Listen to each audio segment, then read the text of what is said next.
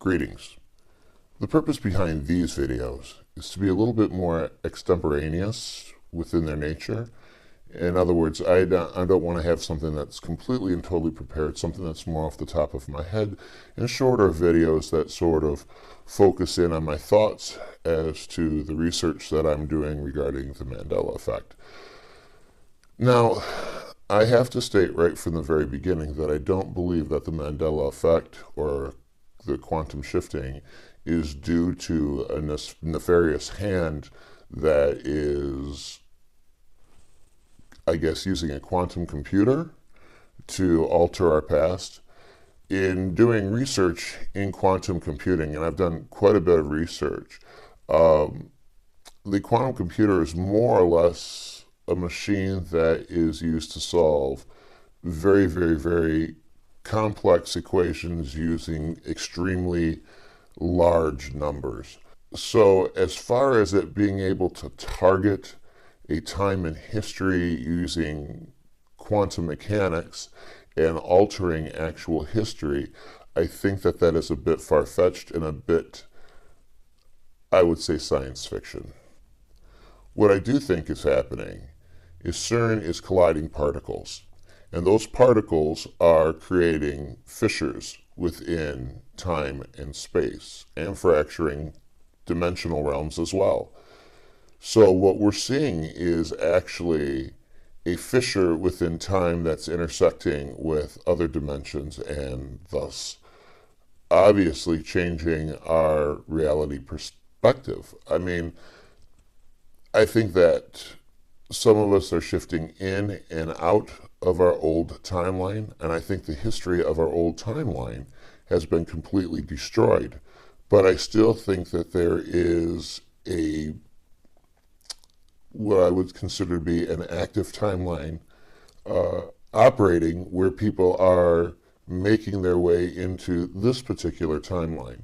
So how that is happening is because of a natural reaction that happened when we collided particles at near light speed, creating a 13 tera electron volt charge, thus creating a black hole and thus destroying our last reality's history and thrusting a lot of us into this timeline.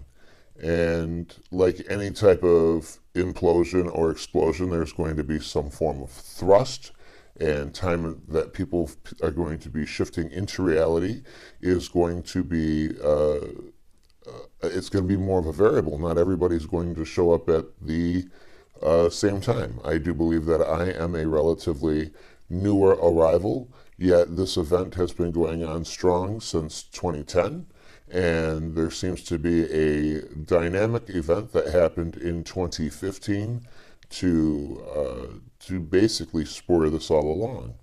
There right now is a tremendous amount of changes in the Bible that I'm not familiar with, and I had a good understanding of the Bible growing up. There are physiological changes. Our bodies are changing, and that's concerning. Our stars are apparently changing. People are noticing that there are some changes with where we are in the Milky Way. There are events where people and things are phasing in and out of reality. In some in some research that I've done, I've noticed that people have seen these changes happen right in front of them and didn't know how to react, and it's caused actually calamity. So there is a lot that goes into this research, because really what we're doing is we're going from what we remember and trying to rationalize it with what is reality here and now. All I know is when you have doctors going online and talking about the changes to the body and having a bit of confusion, you know that something relevant has happened. The same thing goes with pastors who are online, literally crying, weeping over the changes to the King James Bible. And as the days progress, we see that even more changes are happening to things like the Strong Concordance and the NIV.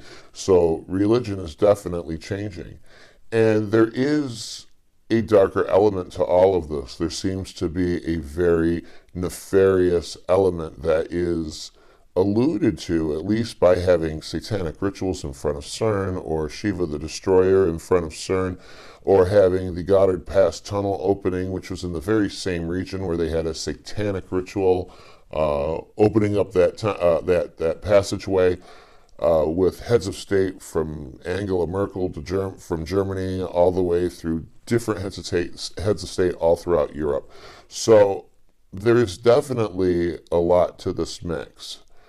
I don't believe it to be supernatural either, let me state that. I do believe that this is something we have done either accidentally or on purpose, and I don't believe that there's a remedy for it, but we should be aware of what's going on. That concludes my message today. Thank you for joining me. I appreciate it. If you enjoy the message that I'm trying to spread, I would encourage you to subscribe to my channel and hit that alert bell so that you can be notified when new videos are released. If you like the video today, please give it a thumbs up. It really does help. And do me a favor, if you want to spread awareness of the Mandela Effect, please share my videos, share them with friends, share them with family, have discussions, do your own research. There are a lot of really great people out there who are doing really great research and deserve your attention. And I would encourage you to start doing your own homework. There's a lot to this. I would love to hear your comments and your thoughts on my thoughts today. I'm always interested to hear what other folks have to say. Your thoughts, your feelings, your interests are important to me because it does go into the overall mix of what exactly is happening. And on top of it, you might make me aware of something that's really important that I need to know. So please don't be shy. Your comments are important. Your thoughts are important. Your thumbs up are important. And if you can subscribe, I would really appreciate it. Again, if you want to hear about new videos, be sure to hit that alert bell. And thank you for your time. I definitely do appreciate it. Have a blessed day, and good luck out there.